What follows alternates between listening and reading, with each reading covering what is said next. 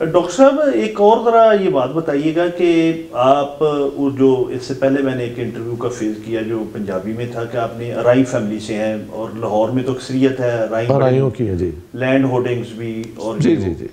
तो पाकिस्तान में एक तो वैसे जितनी भी पसमानदा दुनिया है उसमें ज़ात बरादरी और ख़ासतौर पे हमारे यहाँ पंजाब में बहुत ज़्यादा होता है। हाँ जी। तो आप ज़रा ये बताएं कि अराई अपने आप को जोड़ते हैं अरब से जी, तो इस हवाले से ज़रा थोड़ा सा वजाहत। देखें इस किस्म की अपना क्लेम्स तो हैं और कहा जाता है कि अराई, क्योंकि हम पंजाबी में दही को दही कहते हैं, तो आराई जो है, जो अरबिक वर्ड है विच मीन्स अ शेपर्ड या फार्मर, वो आराई कहते कहते अराई हो गया है। So this is a fascinating argument और ये 19th सेंचुरी में आई है, उससे पहले शायद इसका जिक्र नहीं है।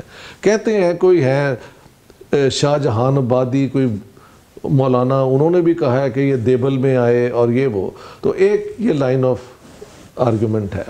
लेकिन जो उससे पहले का क्लेम है वो यही है कि अराई जो है ये अपना लाइक और अदर एग्रीकल्चरल कास्ट, मसलन कई गोते हैं अराइयों की जो जटों के साथ भी मिलती हैं और राजपूतों के साथ भी मिलती है। मसलन भुट्टा आप जाट भी मिलेंगे, अराई भी मिलेंगे और राजपूत भी मिलेंगे। सो कई जगह पे ऑलरेडी एविडेंस है कि ये एक ही लोग हैं। और कंबो के साथ भी मिलती हैं हमारी, और सैनियों के साथ भी मिलती हैं। बिल्कुल सही, सारे ये मिक्सचर है। बिल्कुल सही। तो जब से डीएनए आया है ना, उसके बाद ये सारे इस किस्म की थेरीज क्वेश्चनेबल हो गई हैं। मैं अपना डीएनए बताता हूँ कि आई एम 93.1% साउथ एशियन। अच्छा, South Asian is 3 components, Indo Aryan, Indo Dravidian and Indo Tibetan.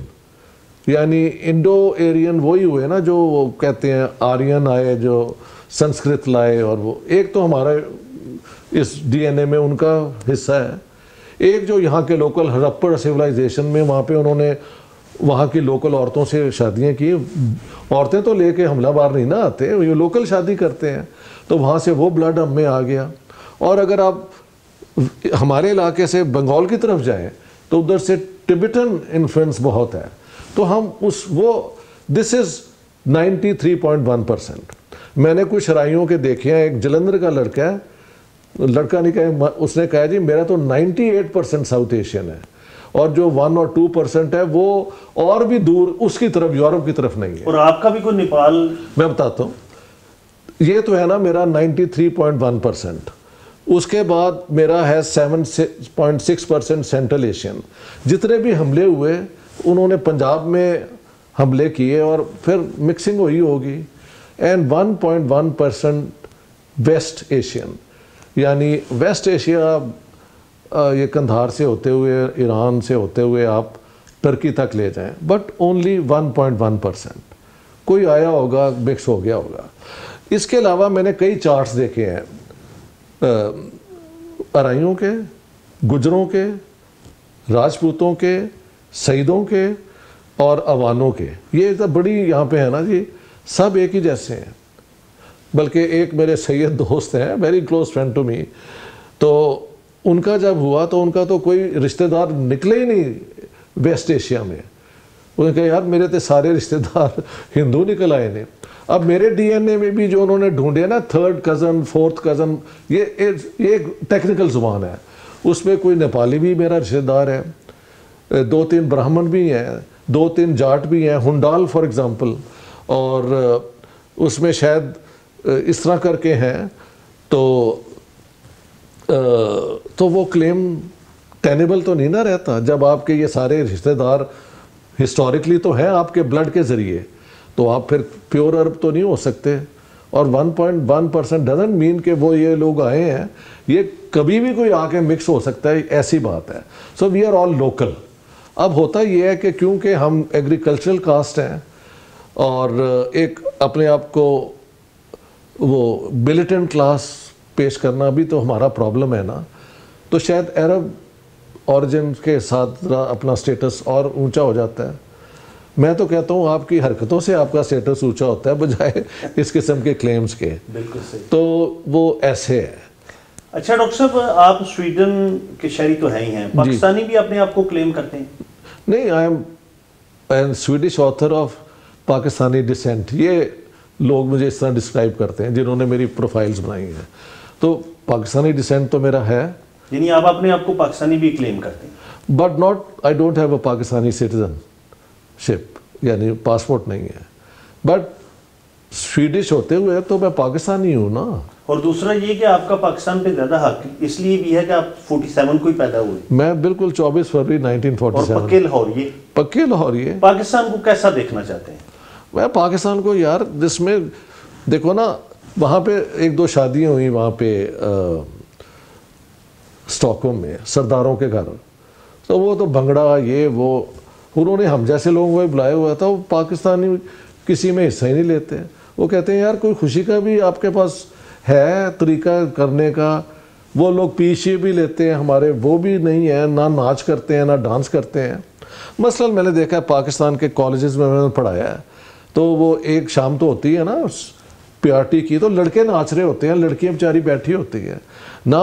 ये दुनिया का वाहिद मुल्क है जहाँ पे लड़कियां जो कि नेचुरली उनके जिस्म में एक हरारत है डांस करने की, they are sitting quietly and the boys are dancing. For me that is very odd if not unnatural. तो बहस समझता हूँ इस पाकिस्तान में पहले ऐसे नहीं था, लोग लुड्डी भी डालते थे, ये सारा कुछ होता था। तो वो सारी ये जो फंडामेंटलिज्म की वजह से स्पॉन्टेनिटी जो होती है ना, क्रिएटिविटी है, उस पर इतनी ज़्यादा रिस्ट्रिक्शंस हैं कि फिर हिम्मत से ही आदमी आगे निकलता है। मैं आपको एक मजाक की भी बात, मैंने किसी ये इस्लामाबाद में कहीं कह दिया, मैंने कहा यार समझ नहीं आती कि हम मुसलमानों को कोई ऐसा भी खुशी है जो हम बगैर बैड कॉन्शियंस के एंजॉय कर सकें। तो वहाँ पे एक मौलवी साहब थे, खड़े हो गए, वो कहा प्रोफेसर क्या बात कर रहे हैं, आप 4 निकाह कर लें। तो उनके ज़हन में player is having many wifes, music is हराम अकॉर्डिंग टू देम, फिल्मों में काम करना देखना और भी बुरा है, लड़की जो अगर पर्दे में बाहर नहीं है तो ये उनकी बहुत बड़ी गलती है। तो where is the freedom to be what you want to be, वो यहाँ पे नहीं है। तो ये पाकिस्तान जो है वो सिर्फ एक शॉर्ट विजिट के लिए तो ठीक है, यहाँ रहने के लिए मेरे लिए मेरे मिजाज में तो वहाँ पे बात नहीं बनती है। मैं आपको सारों को एडमायर करता हूँ कि आपके चेहरों पे स्माइल भी है, खुशी भी है, तो वो इंसान की रिजिलियंस है। वरना ये पाकिस्तान में नॉर्मल सोसाइटी होनी चाहिए। आज के दौर में मोबाइल के ज़रिए मैं देखता हूँ कनेक्शंस तो बन ही रहे हैं ना लड़के लड़कियों के, लेकिन वो छुप के बन रहे हैं। वाई डोंट यू एग्री कि ये एक नेचुरल है वो चीज़, इसको आप रिस्पेक्टेबल बना दें, बजाय कि इसको एक आप यानी मिलना, कम से कम बैठ के चाय तो पी सकते हैं ना, बजाय कि उनको आके कहा जाए कि तुम्हारा निकाह हुआ है या ये वो, ये हरेसमेंट है। तो ऐसा पाकिस्तान हो जाए तो फिर मौजे मौजे हैं। बहुत शुक्रिया डॉक्टर साहब, बड़ी बातें तो बहुत हैं, इंशाल्लाह आपसे रब्ता रहेगा और आपको ऑनलाइन भी मैं लेता रहूँगा। थैंक यू, बहुत बहुत मेहरबानी आपकी।